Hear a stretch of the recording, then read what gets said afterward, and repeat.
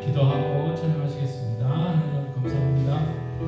오늘도 저희들 불러주셔서 하나님께 영광 돌려드릴 수 있도록 은혜 부르셔서 감사합니다. 이 시간 성령 충만한 원역하게 해주시고 하나님 영광 받아 주시옵소서. 보고 있는 발걸음들 지켜주시옵소서.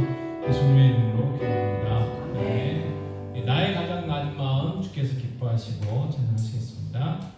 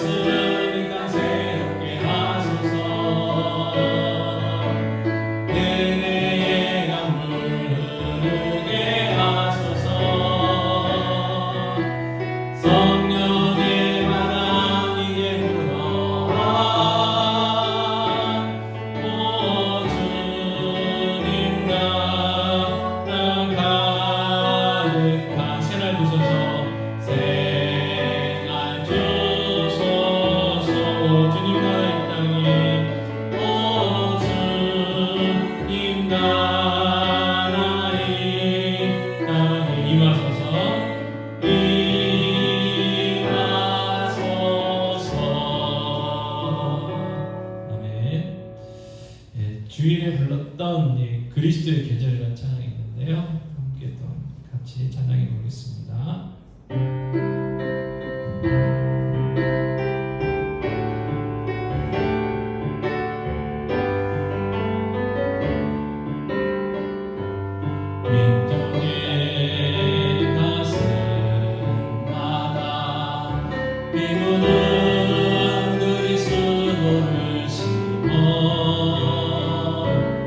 이 땅에 부르고 부르는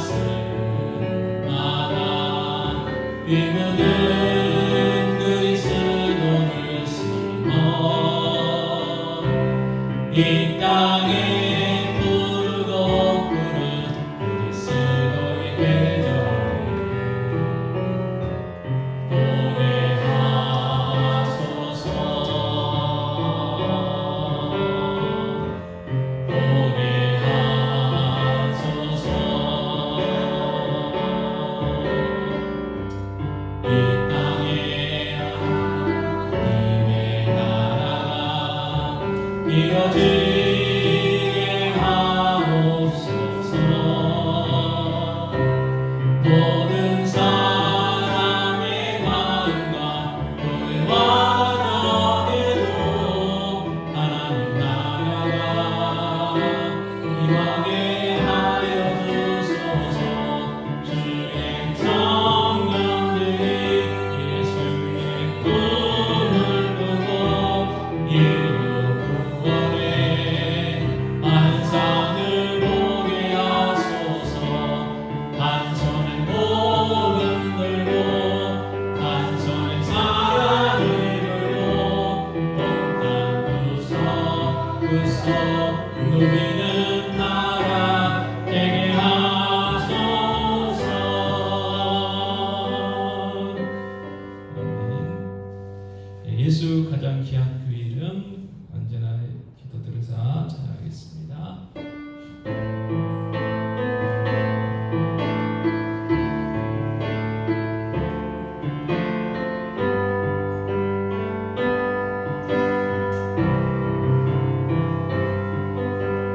예수 가장 귀한 그 이름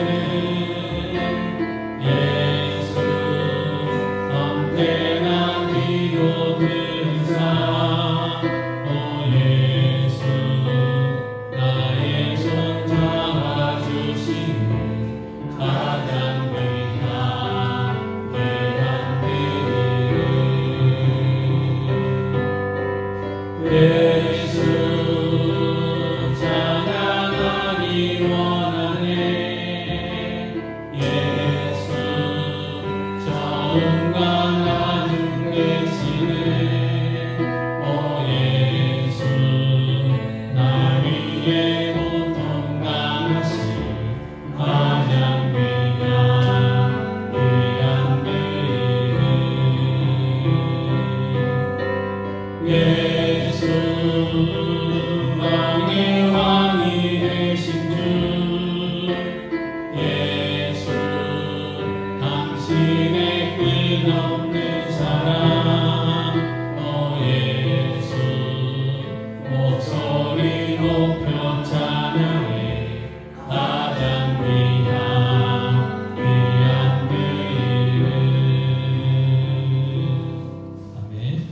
사도신경 심으로 신앙 고백하시겠습니다. 전능하사 천지를 만드신 하나님 아버지를 내가 믿사오며 그의 아들 우리 주 예수 그리스도를 믿사오니 그는 성령으로 잉태하사 동정녀와 마리아에게 나시고 본디오 빌라도에게 고난을 받으사 십자가에 못 박혀 죽으시고 장사한 지 사흘 만에 죽은 자 가운데서 다시 살아나시며 하늘에 오르사 전능하신 하나님 편에 앉아 계시다가 어려워서 산자와 죽은 자를 심판하러 오시리라. 성령을 믿사오며 거룩한 공예와 성도가 서로 교통하는 것과 죄를 사하여 주시는 것과 몸이나 씻는 것과 영원히 사는 것을 믿사옵나이다. 아멘. 자, 오늘은 성령을 믿사오며 하는 부분 함께 살펴보도록 하겠습니다.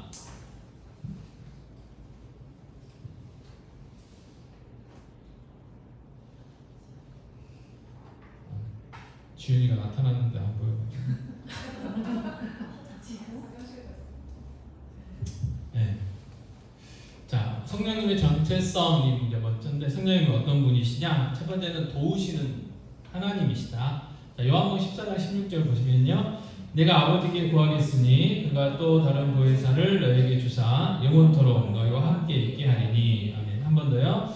내가 아버지께 구하겠으니 그가 또 다른 보혜사를 너희에게 주사 영원토록 너희와 함께 있게 하리니. 아멘. 그래서 예수님께서는 성령님을 보혜사라고 부르셨죠. 보혜사.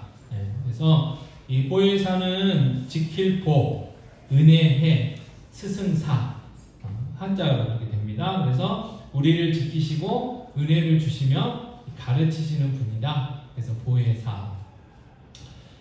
성령님의 헬라어는요 파라클레토스예요. 파라클레토스. 그래서 파라라는 전치사인데, 파라라는 것은 무슨 곁에, 누구 곁에 이제 그런 뜻이고, 또 클레토스라는 뜻은 누군가를 돕기 위해 부름받은 이제 그런 뜻입니다. 그래서 성령님께서는 우리 곁에서 우리를 돕기 위해 오신 하나님이시다. 그래서 우리를 도우시는 분, 우리를 돕기 위해 오신 하나님 누구냐? 성령 하나님. 그래서 기본적으로 성령님은 우리를 강권하시고 역사를 주도하시는 역할로 오신 분이 아니고 우리를 도우시는 분이시다. 그래서 성령님은 어떤 분이시냐? 우리를 도우시는 하나님이시다. 그 다음에 두 번째로 성령님 어떤 분이시냐면 교회를 세우시는 하나님이세요. 그래서 성령님은 교회를 세우십니다. 교회. 빈칸에 들어가는 말 교회입니다. 성령님은 교회를 세우신다. 그래서 성령님이 주님은 성령이 각 사람에 임하시지만 예수님이 성령이 각 사람에 임하시지만 우리가 함께 모여 있어야 한다고 말씀하셨어요.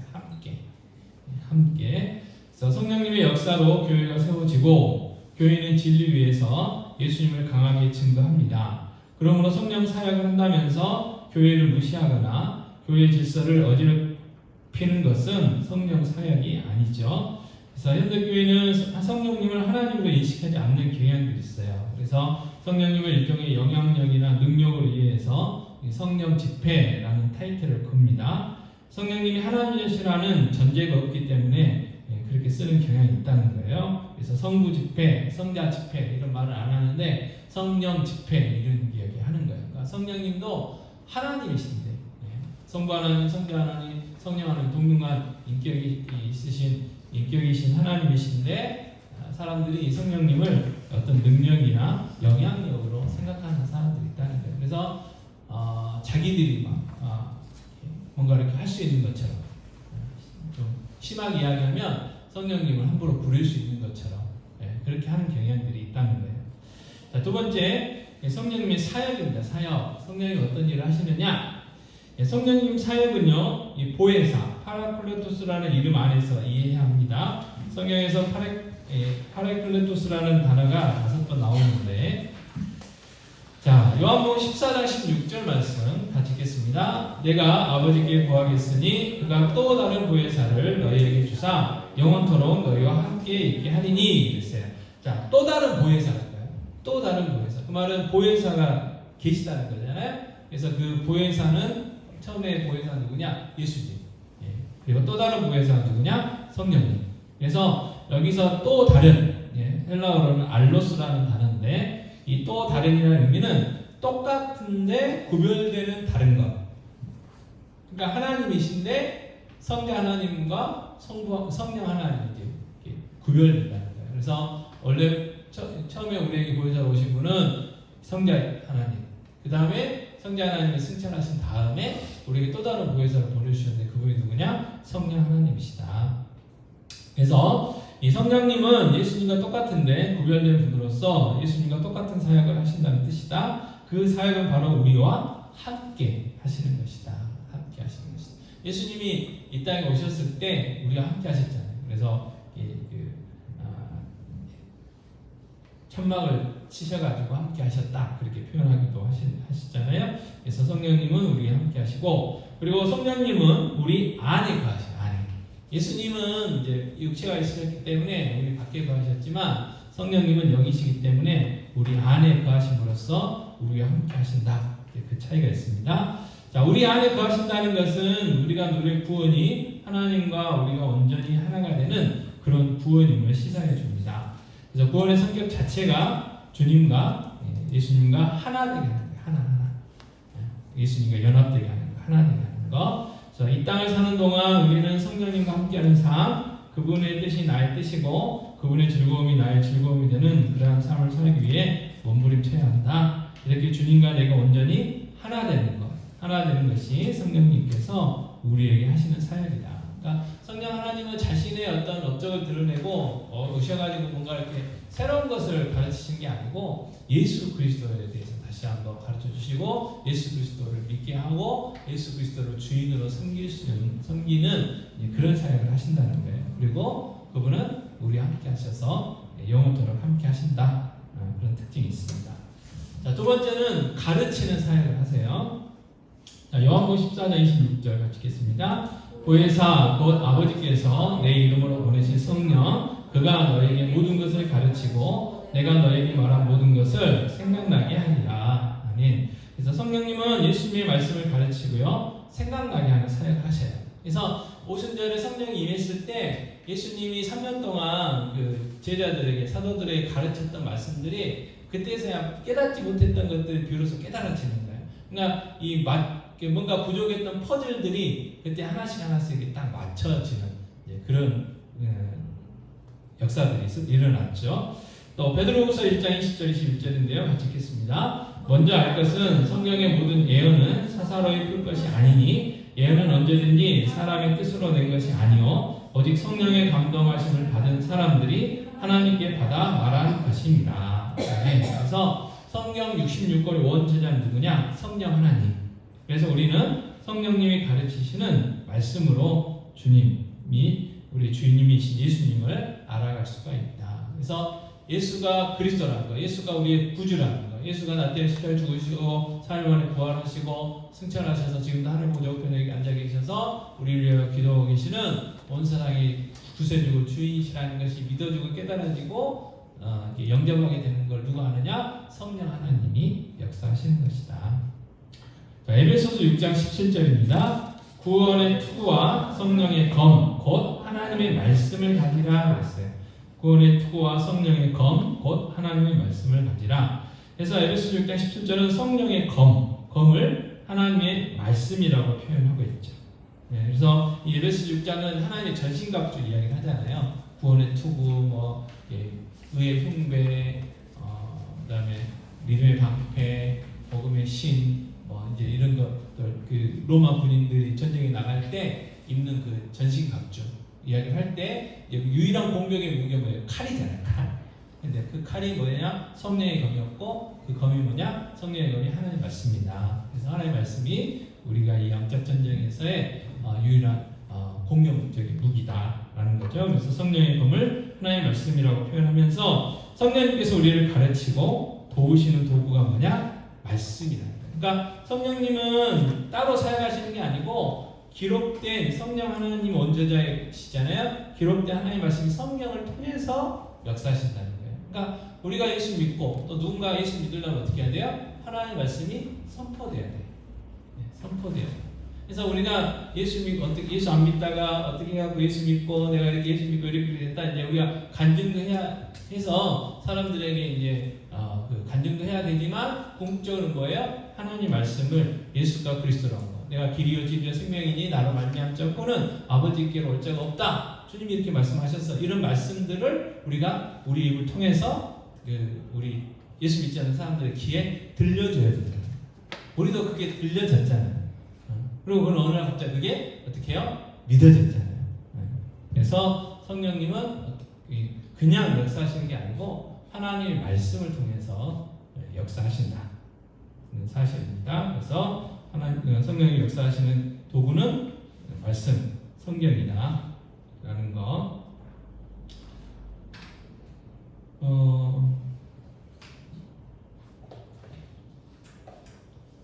자, 그 다음에 세 번째 증언하시는 사역이에요. 증언하시는 사역.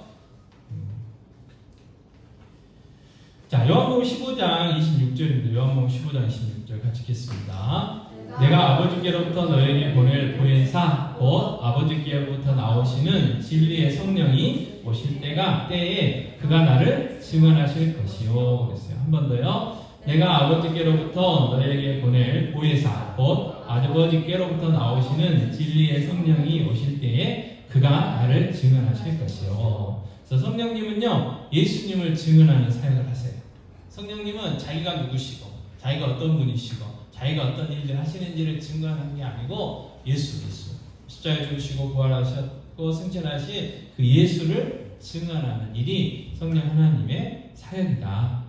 자, 그래서 성경은 성령님을 뭐라고 부르느냐? 사도행전 16장 7절에서는요 성령님을 예수의 영 그렇게 부르기도 하고요. 또 로마서 8장 9절에서는 그리스도의 영 그렇게 부르기도 하고 갈라디아 4장 6절은 아들의 영 그렇게 이제 부르기도 합니다. 그래서 오순절에 성령님이 사도들에게 임하셨을 때 사도들은 처음부터 끝까지 예수 그리스도만 선포했습니다. 임하신 분은 성령님이신데 전해진 분은 예수님이셨죠. 자, 우리는 성령 충만을 바라는데 정작 성령님은 뭐예요? 예수 충만하게 하신다는 거예요. 그래서 우리가 성령 충만하면 예수 그리스도를 전할 수밖에 없게 된다. 자, 성령 충만을 구하라 그랬어요. 성령 충만을 구하라. 그러면 이제 우리가 성령 충만을 구했을 때 그럼 어떻게 충만해져요? 예수 충만해진다는 거예요. 예수가 나의 구주시고 예수가 나의 생명이시고 예수를 전해야 되겠구나. 예수가 나의 주인이시구나 하는 이제 예수님에 대한 사랑이 커지신다 그런 겁니다. 네 번째는 어떤 사역이냐면 우리를 유익하게 하시는 사역인데요. 자, 요한복음 16장 7절 말씀 같이 읽겠습니다. 그러나 내가 너희에게 실상을 말하노니 내가 떠나는 것이 너희에게 유익이라. 내가 떠나가지 아니하면 구혜사가 너희에게로 오시지 아니할 것이요 가면 내가 그를 너희에게로 보내리니 그랬어요. 한번 읽겠습니다. 그러나 내가 너희에게 실상을 말하노니 내가 떠나는 것이 너희에게 유익이라. 내가 떠나가지 아니하면 구혜사가 너희에게로 오시지 아니할 것이요 가면 내가 그를 너희에게로 보내리니 그랬어요. 자, 예수님이 떠나는 게 더 유익이에요. 왜? 또 다른 보혜사는 성령님 오시기 때문에. 그러니까 성령님께서 오시는 것이 우리에게는 뭐예요? 유익하다. 그래서 성령님은 우리에게 오셔서 유익한 사역을 하신다. 자, 사도행전 2장 2절 3절 말씀인데요. 같이 읽겠습니다. 호련히 하늘로부터 급하고 강한 바람 같은 소리가 있어 그들이 앉은 온 집에 가득하며 마치 불의 혀처럼 갈라지는 것들이 그들에게 보여 각 사람 위에 하나씩 임하여 있더니. 그래서 오순절 성령 강림 할 때의 그 상황을 기록해 본 말씀이죠. 성령님 임하실 때를 급하고 강한 바람 같은 소리가 들렸고 불의 혀가 보였다라고 합니다. 그렇다면 성령님은 급하고 강한 바람처럼 또 큰 불길처럼 사역하실 거라는 거예요. 바람처럼 불길처럼. 그래서 나뭇가지가 흔들리면 바람이 불고 있다는 것을 알듯이 사람이 놀랍게 변화되면 성령님이 역사하셨구나 라고 알게 되는 그런 사역이라는 거고요. 성령님은 우리의 고집스러운 옛 자아와 죄를 불살라서 새 사람이 되게 하신다는 거예요. 그래서 이처럼 핑가리들은 말은 보이지입니다. 보이지 않게 역사하심으로 우리가 오해할 수도 있지만 분명한 것은 그분의 모든 사역이 우리에게 유익을 준다는 점입니다. 그래서 우리에게 유익이 있다면 우리를 망하기도 하시고 때로는 아프게도 하신다는 거예요. 그러면 어떠한 상황이 찾아오더라도 우리는 성령님만 신뢰하면 됩니다. 자, 다섯 번째는 무슨 사역을 하시느냐? 변호하는 사역을 하세요. 변호.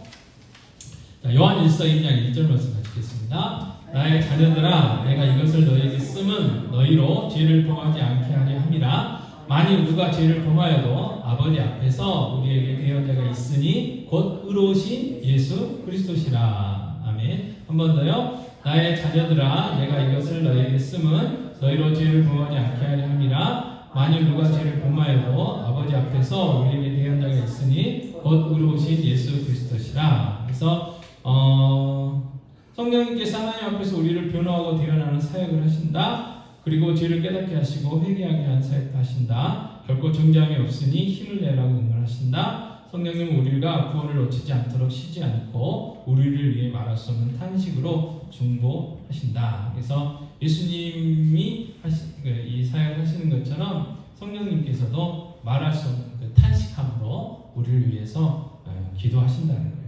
우리가 어떤 기도를 해야 되는지 모를 때도 우리 주님이 탄식함으로 기도하시고 우리가 성령님께 순종하지 못하고 자꾸 이렇게 한눈 팔고 죄의 길을 갈 때도 성령님께서 우리를 위해서 탄식함으로 성령님께서도 기도하신다.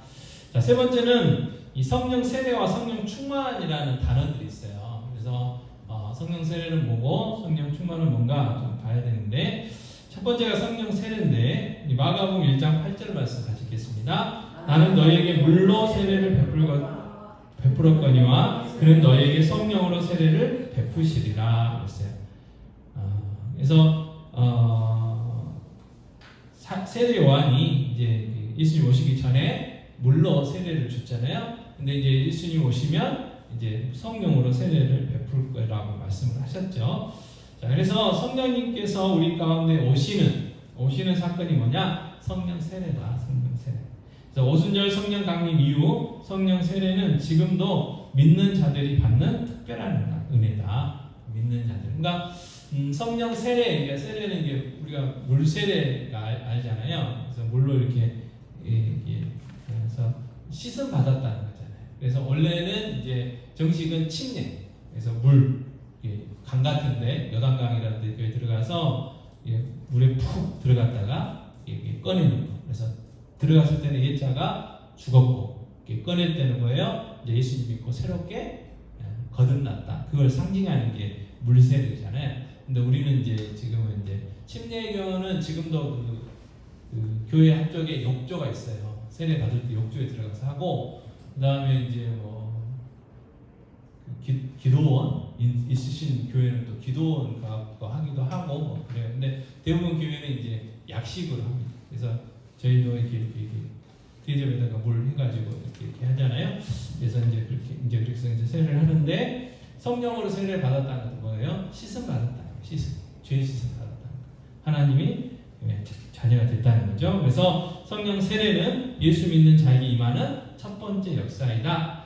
그래서 오순절파나 의사주의에서 말하듯이 신비한 체험이나 방언이 성령 세례를 받았다는 결정적인 증거가 아니라는 거예요. 그 사람들은 이제 어쨌든 그쪽에서는 방언이라는 게 흔해요. 그리고 또 방언을 꼭 받아야 된다고 이야기를 해요. 그래서 이제 그 방언하는 것들이 성령 세례 받은 증거다 그렇게 얘기해요.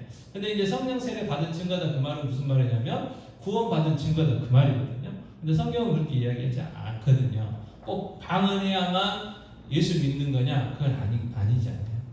예수 믿어도 방언 안 하는 사람도 있어요. 하나의 은사예요, 은사. 은사라고 있어요. 은사는 여러 가지 종류가 있죠. 믿음의 은사도 있고, 지혜의 은사도 있고, 지혜의 은사도 있고, 섬김의 은사도 있고, 다양한 은사들이 있는데 그 중에 하나가 방언이에요. 방언. 근데 그쪽 분들은 자기들의 이론이 있었겠지만 성령 세례 받은 거, 그래서 구원 받은 증거가 뭐냐? 방언이다. 그러니까 예수 믿어도 세례 방언 꼭 해야 된다. 그렇게 이제 주장을 했죠. 근데 지금은 이제 조금 바꿨어요. 거기도. 그래서 결정적인 증거가 아니고요. 그다음 빈칸에 들어갈 말은 세례입니다. 세례란 우리의 옛 자아가 죽고 주 안에서 새롭게 태어나는 것이다. 그러므로 성령으로 세례를 받았다는 것은 옛 자아가 죽고 주 안에서 새롭게 태어나 성령과 더불어 살게 되었다는 뜻이다. 그렇게 성령 세례는 예수를 구주로 믿을 때 단 한 번 주어지는 은혜의 선물이다. 자신을 부인하고 하나님을 사랑하며 하나님만 의지하며 살도록 하는 삶의 전환점이다. 성령 세례를 받은 증거는 오히려 하나님, 저는 주님의 은혜가 아니고는 살아갈 수가 없습니다. 라는 고백이라는 거죠. 자, 그 다음에 성령 충만이 있어요. 충만. 자, 성령 세례는 단회적인 거, 딱 한 번이라고 그랬어요. 하지만 성령 충만은 성령 세례를 삶 속에서 끊임없이 적용하는 반복적인 사건이에요. 반복적인 사건. 빈칸에 들어가는 말은 반복입니다. 반복. 자, 에베소서 5장 19절 21절 있죠. 같이 읽겠습니다. 시와 찬송과 신령한 노래들로 서로 화답하며 너희의 마음으로 주께 노래하며 찬송하며 범사에 우리 주 예수 그리스도의 이름으로 항상 아버지 하나님께 감사하며 그리스도를 경외함으로 피차 복종하라. 자, 5장 18절에는 성령 충만을 받으라 그랬어요. 그러면 19절부터는 뭐예요? 성령 충만의 모습, 성령 충만의 결과들을 지금 쭉 이야기하는 거예요. 시와 찬송과 신령한 노래들로 서로 화답하고 너의 마음으로 주께 노래하며 찬송하며. 그래서 성령 충만의 결과는 뭐예요? 찬송하게 돼 있고요. 그 다음에 범사에 우리 주 예수 그리스도의 이름으로 항상 아버지 하나님께 뭐예요? 감사가 넘치게 됐어요. 성령 충만하면. 그 다음에 그리스도를 경외함으로 피차 복종해요. 피차. 서로서로 복종한다는 거예요. 성도들끼리, 예수 믿는 사람들끼리 서로서로 복종하게 되었다는 거예요. 다른 게 아니고 그냥 사랑이 섬김이죠. 사랑이 섬김. 성령 충만함의 결과예요. 그 다음에 그 뒤에 22절부터 뭐가 나와요? 아내들이여, 남편들이여, 자녀들아, 종들아, 상전들아 하는 그런 교훈들이 쭉 나옵니다. 그래서 그런 모습들도 성령 충만하게 된 자들의 삶의 모습이라는 거죠. 삶의 모습. 그래서 성령으로 충만해진다는 것은 에베소 5장 17절에 나오듯이 오직 주의 뜻이 무엇인가 이해해서 내 삶을 주의 뜻대로 맞추어 살아가는 거예요. 맞추어. 자, 전에는 세상 기준 따라 살았어요. 또는 내 기준 따라 살았어요. 내 생각대로 살았어요. 내 경험대로 살았어요. 근데 이제 예수 믿고 난 다음에 뭐예요? 주인이 바뀌었잖아요. 내 삶에 내가 주인이 아니고 마귀가 주인도 아니고 이제는 예수님이 주인이에요. 그래서 그 주인, 예수님은 주인이고 우리는 종이잖아요. 종, 노예. 그러니까 그 주인의 뜻에 맞추는 삶을 이제 살아가는 거예요. 그래서 전에는 이렇게 했는데 내 주인 되신 주님이 저렇게 하네요. 그러면 이렇게가 아니고 저렇게 맞춰가는 거예요. 그게 바로 성령 충만의 결과다. 자, 그래서 성령 충만의 결과는요, 점점 고집이 없어지고 겸손해지고 궁율과 사랑이 많은 사람이 되어가는 거예요. 자, 사람은요, 예수 믿기 전에는 예수 믿고 나는 경우에도 아직 이제 많은 이제 그런 경우 있지만 예수 믿기 전에 사람의 가장 특징은 뭐냐면 자기중심적인 삶, 자기중심적인 삶. 자기가 최고예요, 최고. 자기 이익을 위해서 살아요. 자기 이익. 다른 사람의 이익은 다 필요 없어요. 자기 이익을 위해서 살아요. 자기 이익. 근데 예수 믿고 난 다음에는 이제는 하나님을 위해서, 이웃을 위해서 살아갈 수 있는 그런 능력이 생기는 거예요. 근데 그 능력이 누가 주시느냐? 성령님 때문에. 내 안에 계신 성령님 때문에 그렇다는 거예요. 그래서 전에는 고집스러울 수 있어요. 왜? 자기 생각이 옳으니까, 자기 경험이 옳고, 또 이렇게 전에 이렇게 했더니 이렇게 됐으니까. 그런데 성경이 아니라고 하니까 이게 아니구나 하면서 아닐 수도 있겠다 하면서 나보다는 남을 더 낫게 여기는 이제 그러한 마음들이 생겨가지고 자기의 고집들을 내려놓고 이렇게 뭔가를 이야기하고 싶어도 한 번 더 참게 되고 들어보게 되고 이렇게 되는 거잖아요. 그래서 겸손해지고 궁율과 사랑이 많은 사람이 되어가는 것이다. 자, 그래서 우리가 반복적으로 구해야 하는 것은 성령 세례가 아니라 성령 충만이다. 자, 그래서 예수 믿었다면, 내가 예수의 사람이 됐다면 성령 세례 이미 받은 거예요. 그래서 세례 교육 할 때 어떤 게 있냐면 성령 세례 받은 사람이 물 세례 받는 거다. 그 이야기 하는 거예요. 그러니까 예수 믿어요. 예수 믿어졌어요. 거듭났어요. 근데 그건 아무도 모르잖아요. 자기밖에 몰라요. 그래서 많은 사람들 앞에서 물세례를 줌으로 인해서 이 사람은 뭐예요? 예수 믿는 사람입니다. 거듭난 사람이다라는 것을 공포하는 거예요. 공포. 자, 많은 부부가 혼인신고만 해도 법적으로 부부가 되잖아요. 모든 권리를 다 누릴 수 있어요. 근데 결혼식을 왜 해요? 그동안 축의금 줬으니까 그거 수고하려고 하나요? 그런 의미도 있을 수 있지만 증인들이잖아요. 증인들. 다 이렇게 초대한 사람들이 뭐냐면 증인들이에요. 우리가 부부라는 것을 여러분들이 증인 서달라는 거잖아요. 그래서 많은 사람들 앞에서 공포하는 거. 그러니까 이 물세례가 그런 의미가 있습니다. 그래서 성령 세례는 일생에 딱 한 번만 받으면 되는 거고, 그리고 계속해서 우리가 구해야 되는 거 뭐예요? 성령 충만. 성령 충만을 항상 구해야 된다. 그래서 성령 세례와 성령 충만함의 차이점을 간단히 했고요. 그 다음 네 번째가 성령의 열매가 있죠. 성령의 열매. 요한복음 15장 26절 말씀 같이 읽겠습니다. 내가 아버지께로부터 너에게 보낼 보혜사 곧 아버지께로부터 나오시는 진리의 성령이 오실 때에 그가 나를 증언하실 것이요 그랬어요. 한 번 더 읽겠습니다. 내가 아버지께로부터 너에게 보낼 보혜사 곧 아버지께로부터 나오시는 진리의 성령이 오실 때에 그가 나를 증언하실 것이요 그랬어요. 그래서 진리의 영이신 성령님께서 내 안에서 역사하셔서 예수를 구세주로 깨닫게 하셔요. 그래서 진리이신 예수를 진리의 영이신 성령님이 깨닫게 하신다. 예수가 우리의 구세주라는 것을 깨닫게 하신다는 거예요. 예수가 우리의 구세주라는 것을 다른 어떤 그 누구도 어떤 진리도 어떤 방법도 학문도 과학도 우리 증거 깨닫게 못해요. 오직 성령 하나님만이 진리의 영이신 성령 하나님만이 깨닫게 해주신다. 자, 그러면 이제 예수님을 구세주로 깨닫고 거듭난 사람이 어떻게 되느냐? 갈라디아서 5장 16절 같이 읽겠습니다. 내가 이르노니 너희는 성령을 따라 행하라. 그리하면 육체의 욕심을 이루지 아니하리라. 자, 성령을 따라 행하라고 말씀하고 있고요. 자, 로마서 8장 14절입니다. 무릇 하나님의 영으로 인도함을 받는 사람은 곧 하나님의 아들이라. 자, 하나님의 아들, 하나님의 자녀는 뭐예요? 하나님 영이신 성령의 인도함을 받는 사람이다. 그래서 예수를 구주로 믿는 우리는 성령님을 따라 행해야 되고 성령님의 인도하심을 받아야 돼요. 자, 그렇게 되면 어떻게 되느냐?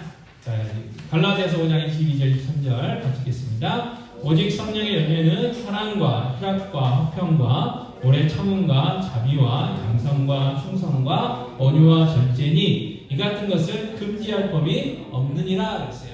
성령을 따라 행하고 성령의 인도하심을 받는 삶을 살아가면 우리의 삶 가운데서 사랑, 희락, 화평, 오래 참음, 자비, 양선, 충성, 온유, 절제 이 같은 성령의 열매들이 풍성하게 맺어진다는 거예요. 풍성하게. 그래서 성령님을 따라 살고 성령님의 인도함을 받으면 그 결과로 성령의 열매를 맺게 된다. 그래서 우리가 신앙의 성숙도를 그러면 어디서 평가할 거냐? 지금 여기서 성령의 은사는 다루지 않았는데 성령의 은사가 아니고 성령의 열매예요. 그래서 우리의 인격이 얼마나 예수님을 많이 닮았냐 하는 게 중요하다는 거죠. 그래서 진리이신 성령님께서 나와 함께 하셔서 진리 안에서 성령의 열매를 맺으며 살아가게 하신다.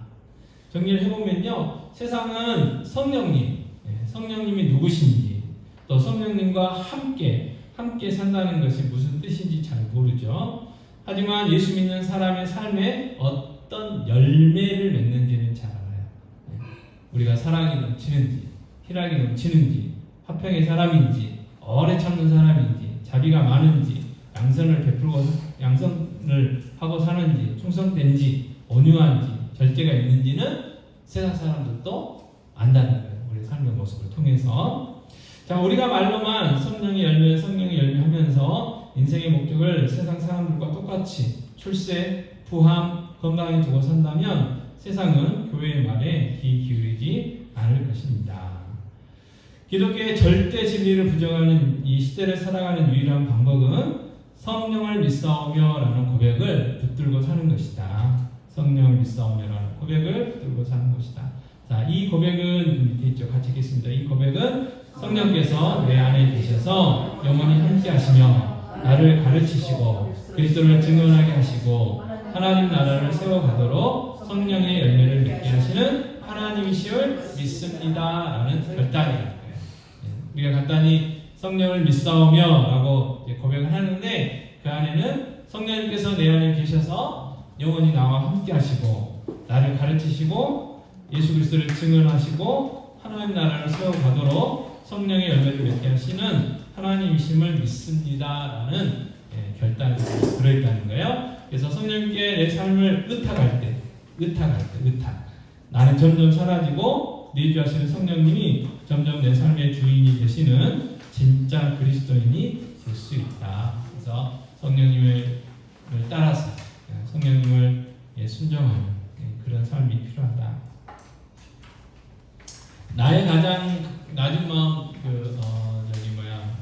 흙뒤 띄워주고요. 맨 앞에 있으면 주님 왔으니까 드럼을 쳐야 되겠지.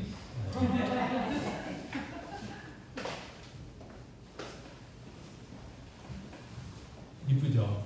네, 이거 좋습니다. 사랑합니다.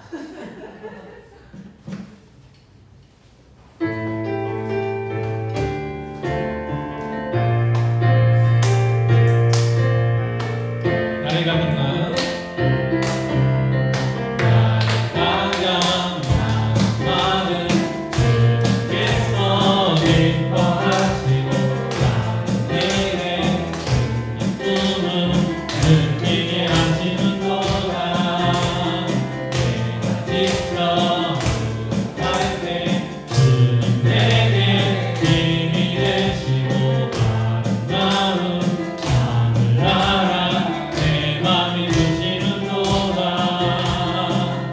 우리에게 축복하신 하나님 사랑 낮은 자를 높여주시고 아름다운 하늘 나라 허락하시고 내 모든 것 예비하시네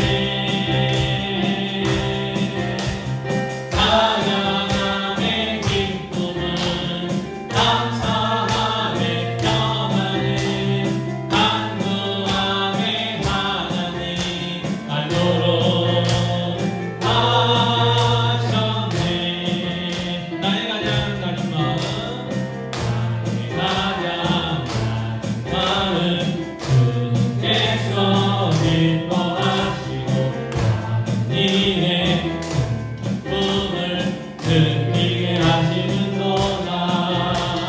내가 지쳐 갈게 주님 내게 힘이 되시고 아름다운 하늘나라 내 맘이 주시는도다.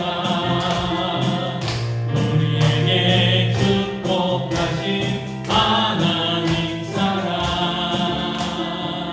다른 자를 높여주시고 아름다운 하늘나라 허락하시고 내 몸은 번개리 하시네.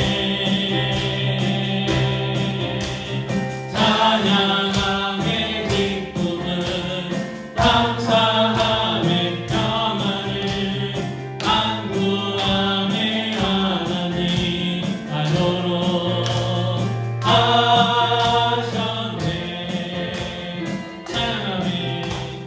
찬양함의 기쁨을 감사함의 평안을 간구함의 하나님 아도록 하셨네.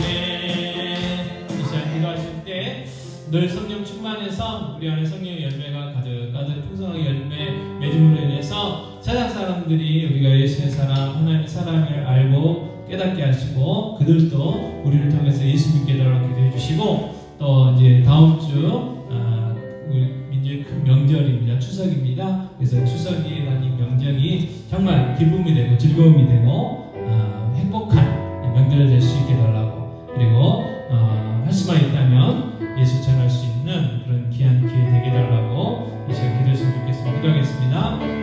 아버지의 성령을 기도합니다. 아버지의 성령을 충만하게 해주시옵소서. 예수님과 교회의 성령 열매가 가득가득 풍성하게 열매 맺어서 아버지 정말 세상 사람들을 하나님 하나님을 알고 깨닫게 해주시기 원합니다. 우리를 통해서 예수가 함께 증거되게 해주시고 우리를 통해서 하나님의 살아계심을 증거되게 해줄 수 있도록 도우시기 원합니다. 우리의 삶을 통하여 우리의 열매를 통하여 성령의 열매를 통하여 복음 증거할 수 있도록 교회 역사해 주시기 원합니다. 아버지 다음 주 축하하고 교회 명절인 아버지의 추석입니다.